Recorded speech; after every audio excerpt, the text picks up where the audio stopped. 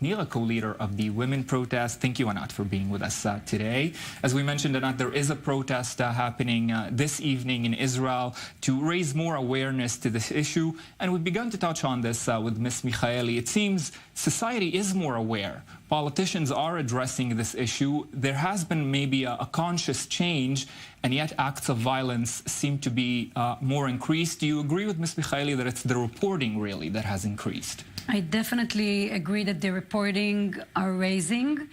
I think violence against women is one of the world's greatest problems today. We see protests all over the world, not only in Israel. Last year, we went out to the streets. We stopped everything. We made a big strike. And yet, things seem to be as usual.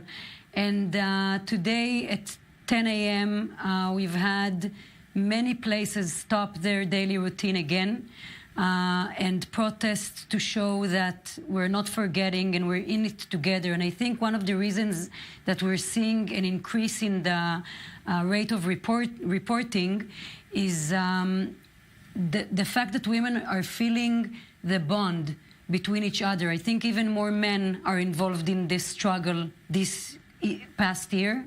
And I think that it's very important that we remember that we are together in it. That's why we made this pin. You can find it all over Israel in all the protests today. Starting 4 p.m. until I think 8:30 or 9, there are about 7 or 8 large protests. There are many more events, but 7 or 8 large protests. We used to having only one in Tel Aviv, and now we have 7 or 8. As an LGBT activist too, I remember and I see the same phenomenon where we stand together and we understand that local communities in the periphery of Israel and a bunch of women can block a road or go out of their house and do something. And we see today that in the protests actually this morning, some of the leaders were women who were themselves hurt or had their relatives killed by gender-based violence. And that's a very empowering thing for someone to be able to do something. You know, it's horrible, but we are now a community.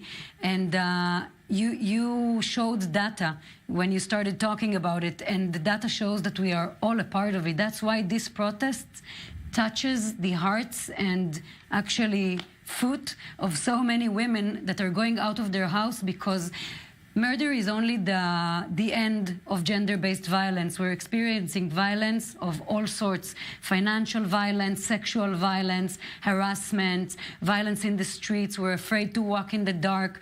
I think the municipal level can do a lot this year. I think it's a mark. It's something you asked what can be done. I think not only the government, but municipalities can take action.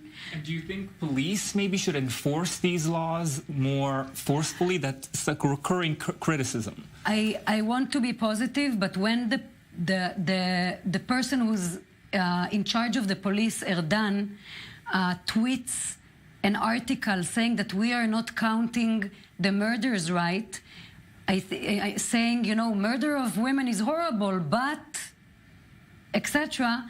I think that shows us that no one in the police really wants to help us. I'm really serious when I'm saying it. Why do you think? I think because we're not raising the flag high enough. And I think that last year, that's why we're seeing more reports. And that's why I'm agreeing with MK Michaeli, because only when we make enough noise for any issue here in Israel, and that's unfortunate, then we get the attention. And that's why some of the money has already passed, but nothing was done with this money.